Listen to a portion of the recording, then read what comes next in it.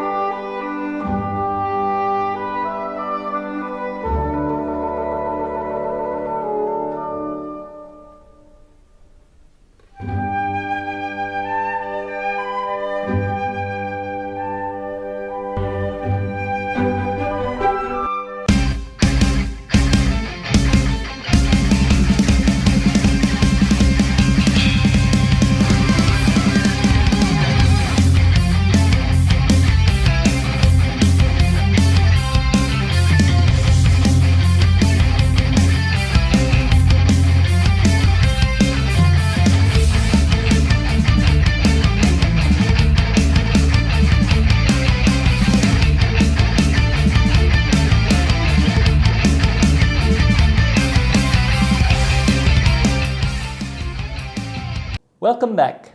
Last time, we talked about how Singapore's elections are not elections in the sense of what elections are supposed to be, which is choosing representatives of people to parliament, evaluating different political parties and their platforms, or considering the different directions we want the country to go.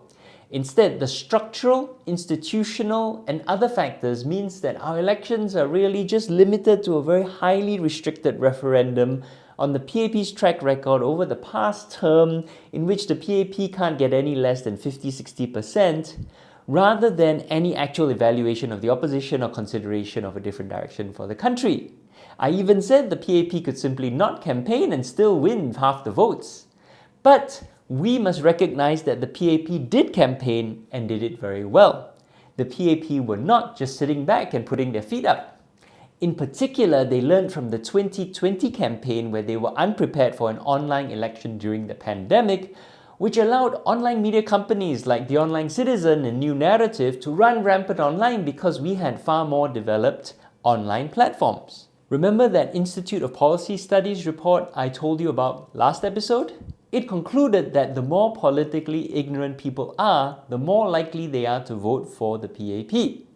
So the PAP actually targeted TOC and New Narrative after the election because one major correlation of switching votes from the PAP to another party was a voter's level of political education, and the major sources of political education were platforms like TOC and New Narrative and taking part in our discussion groups and other events.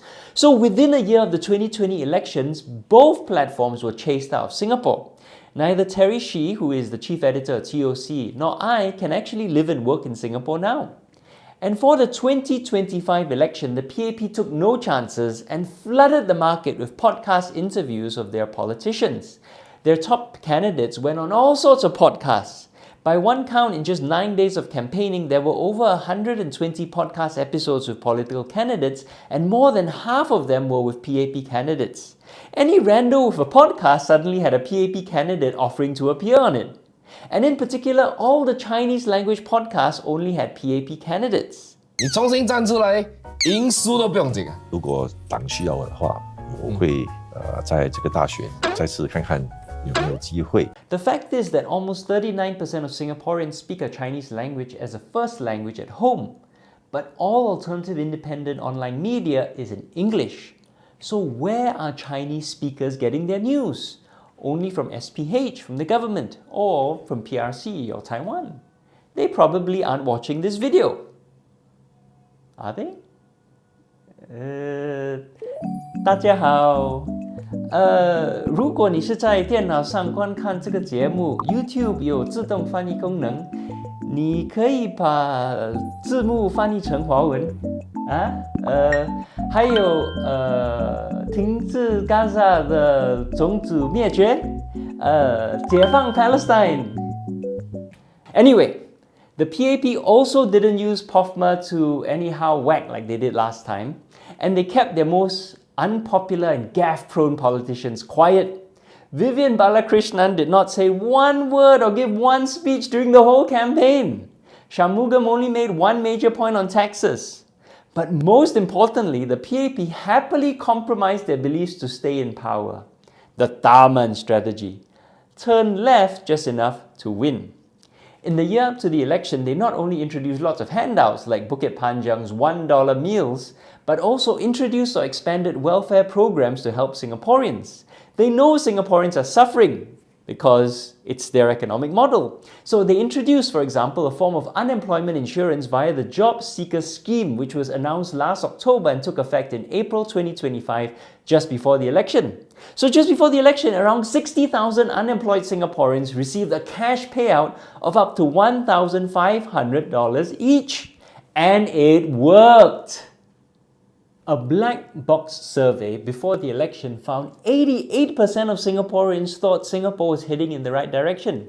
52% of respondents believed that economic conditions in the next 12 months would be better, and Singaporeans' perceptions of the PAP government's performance was higher than any period since September 2023. We explained vote buying in the last episode and how studies across Southeast Asia have shown that vote buying is a very common and effective way of getting poor people to vote for you. So it's no surprise that the PAP are doing it too, particularly as poverty is increasing in Singapore. So that's why the PAP did well. Good campaigning, vote buying, on top of all their structural advantages. But they were actually outpolled by the Workers' Party, which got more votes collectively across the 8 constituencies it contested, 50.04% of the total votes in those 8 constituencies. So if the elections are unfree and unfair and so heavily slanted to the PAP, how do we explain the Workers' Party? I think there are 4 factors. The first is patience. The Workers' Party recognized they cannot win. The PAP must first lose. The Workers' Party cannot even win a single extra seat unless the PAP screw up. For the Workers' Party to actually win enough to form the government, the PAP have to really blow it. Not just corruption, but a Najib Razak level of super corruption or equivalent self-own. The Workers' Party know this, so they are just waiting, and every time the PAP screws up a bit, it takes a bite out of the PAP dominance, one constituency at a time. While they're waiting, second, they're building up the party. The Workers' Party are building up their branding as a safe alternative to the PAP. Vivian Balakrishnan inadvertently helped this when he called the Workers' Party the PAP but one step to the left on national TV in 2020. The brand is pretty well defined. I spoke about this in a speech on October 2020 where I noted that this approach has benefits and risks. When the PAP screws up, it's easy for voters to switch to the Workers' Party, but then it's also easy for voters to switch back, as we saw in Punggol East in 2015 when the PAP won the seat back after losing it in a by-election in 2013. But the Workers' Party are also building up the party structurally. They are building up their grassroots. They have thousands of volunteers. Just look at this photo of the dinner they had thanking their volunteers after the last election. They are building up their party discipline because they remember that back in the 1990s, the leading opposition party was the Singapore Democratic Party, which frittered away its advantages through infighting and have never won another seat again. But third, the Workers' Party are also tackling the main structural issues I identified in the previous episode. They're trying to make themselves gerrymander-proof by running everywhere in the east so that no matter where you draw the lines, they are there. Now, it will take a lot of time for them to grow enough to cover the whole east, but they're getting there. They're also rotating their candidates through the town councils and parliamentary seats so that voters have no concerns about voting in MPs with no experience running a town council. But they have also grasped the importance of vote buying. They have raised a lot of money to buy food to give away. Their main vehicle for this is the Workers' Party Community Fund, which was registered as a charity organisation in January 2014. In his book, Workers' Party member Yee Jian Jong describes wearing out the suspension of his car because he was transporting so much rice to hand out to voters. And just before this episode aired, he posted on Facebook talking about getting fined for illegal parking. But note why he received his first warning. Because he had stopped briefly to unload food items for community distribution. That's the sacrifice you gotta make if you want to win seats in Parliament, folks. This is the reality of politics in Singapore now. As more people become poor, parties need to be giving away food to the population consistently and impactfully for years so that people feel reassured by your welfare provision and can accept you as an alternative to government welfare. The Workers' Party will never be able to outspend the government, of course, but election margins are so fine. So they just need to do just enough, reassure just enough voters to hold on to that margin. But there is one more factor that we need to talk about, which is that the Workers' Party are now the acceptable opposition to the PAP. They have carved out a role in the system which the Workers' Party are jealously protecting. You see, what happened in the 1980s was that the PAP realized people wanted opposition. So the PAP created non-constituency MPs where if there was not a minimum of 3 seats held by non-PAP MPs, then those seats would be offered to the losing candidates who had the highest vote share to bring it up to a minimum of 3. Initially, NCMPs did not have the same voting rights as elected members, but they were eventually granted such rights, and over time the minimum has slowly been increased to 12 seats. So Parliament must have 12 opposition seats, and it is to both the PAP and Workers' Party's interest that all 12 are filled by the Workers' Party. Why? Here's the interesting thing. In the last Parliament from 2020-2025, the Workers' Party were more radical than in the previous Parliament from 2015 to 2020. What was the difference? This man. Progress Singapore Party's Secretary-General Leong Man Wai. In the 2015 to 2020 Parliament, the Workers' Party were the only opposition. This means they could set the terms on what opposition was. So in 2019, for example, Workers' Party Secretary-General Thum Singh suddenly announced, apropos of nothing, that they would not fight for the decriminalization of gay sex, the repeal of 377A. Why? Because they knew everyone on the left would vote for them anyway. So they could do whatever they want.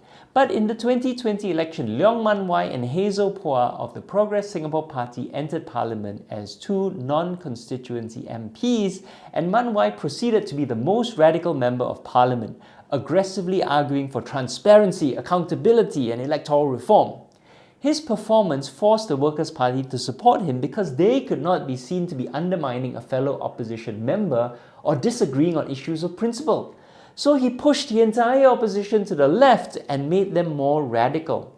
But now that Man Wai is not there, in the upcoming Parliament, with the Workers' Party controlling all 12 opposition seats, I think we'll see the Workers' Party revert to form and be a lot more cautious with their approach, as they did between 2015 and 2020. And the PAP know this, which is why in 2020 the position of leader of the opposition was created, which drastically increased Thum Singh's pay and privileges. It embedded him more deeply in the system.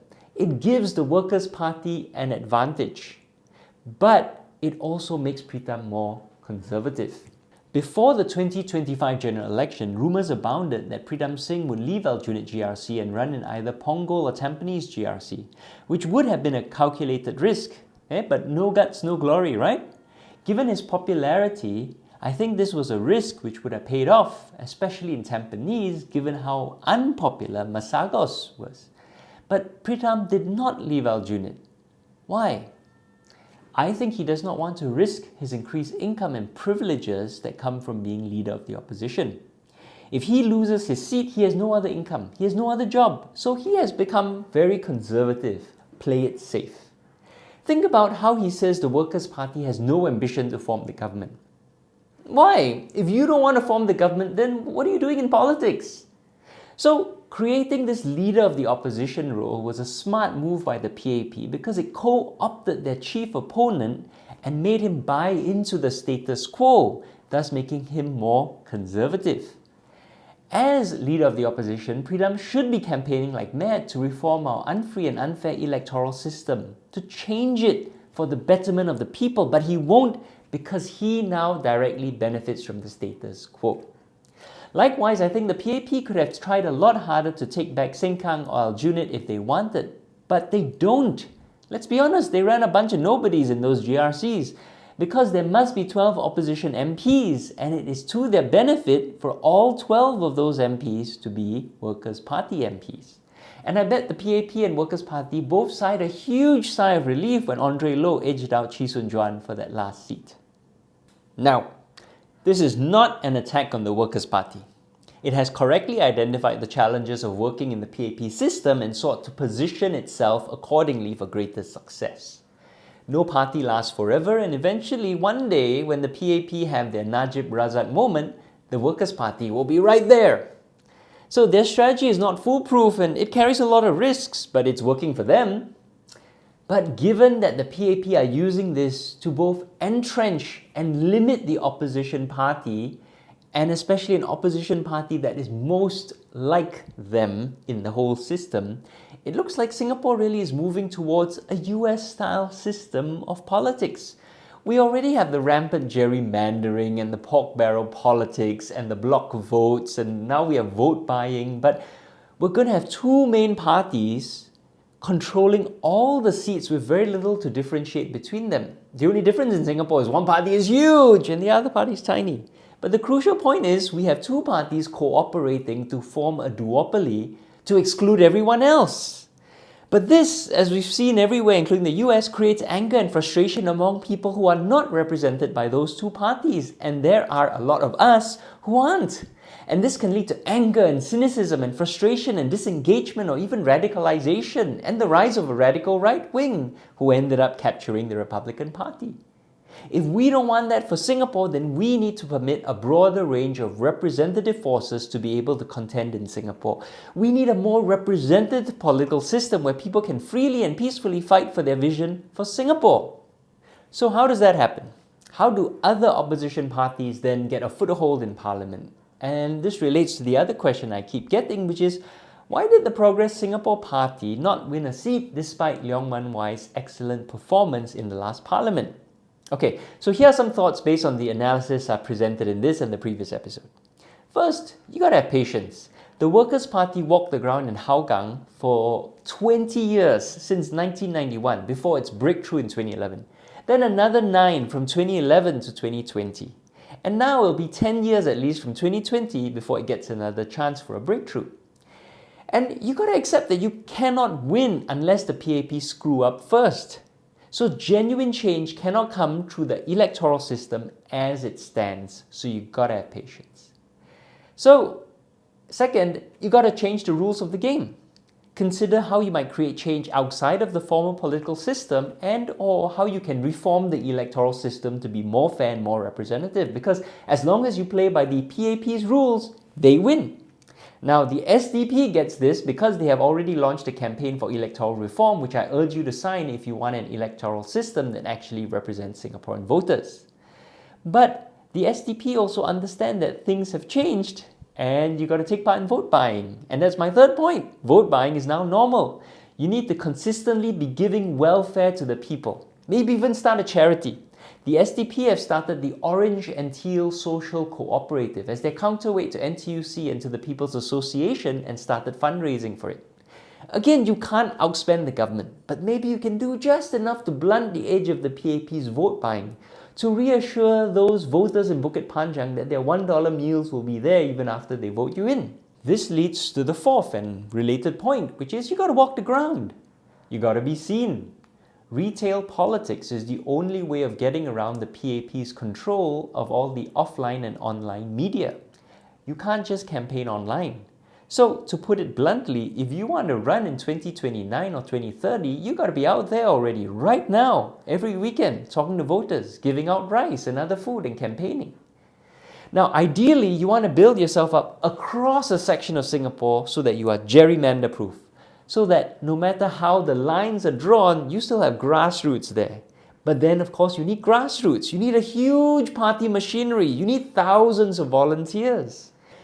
And of course, you need to educate voters politically and get them interested in politics. Remember, there's a correlation between voters who are interested in politics and engaged with voting for non-PAP parties. You need to give them a better understanding of who you are and what you stand for, but also educate them about the system, how it works, their rights, the need for opposition, etc. You need to reach out to voters in non-English languages, particularly in Chinese. And finally, you got to build up your brand.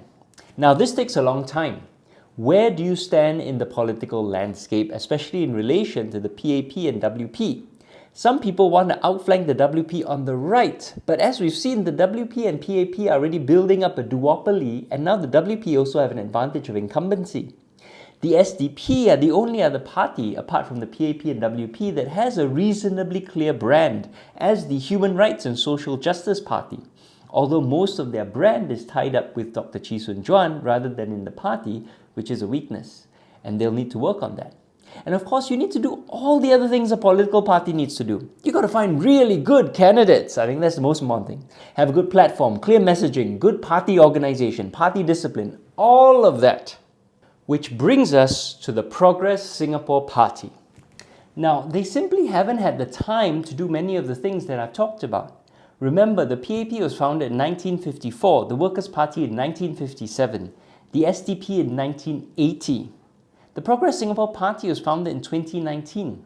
They simply don't have strong grassroots, money, branding. I mean, we don't really have a good idea of what they stand for.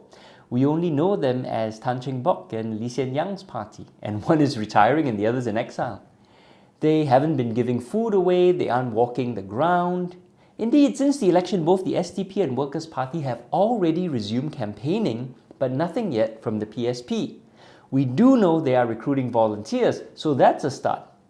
But remember, the PSP could have done all these things. They could have done everything right and still lost in the last elections. Because you can do everything right, but under the current system, opposition parties don't win. The PAP loses.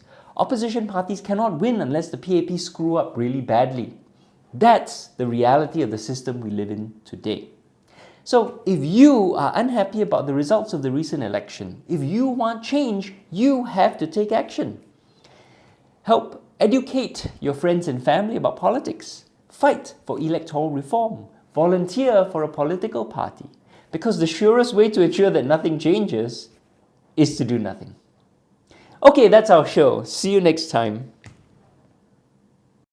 It is a fact that in 2020, the annual salary of Temasek CEO Ho Ching was more than 100 million Sing dollars a year, that it is a fact that Singapore continues to engage in the arms trade with Israel, and it is a fact that Singapore-made arms have been used by Israel against Palestinians in Gaza since the current conflict started in October 2023. All these statements were not Poffman, so they must be true.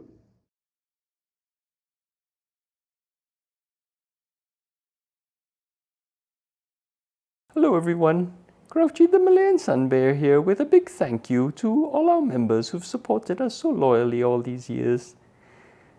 The work we do takes up so much time and money, and we're a very small team working tirelessly across Southeast Asia, and we're so grateful for your support. New Narrative is a movement to democratize democracy in Southeast Asia, and it's supported by its members, people like you. So we need your help to keep fighting. If you've enjoyed this video and would like to see more, please do join New Narrative as a member or donate to New Narrative.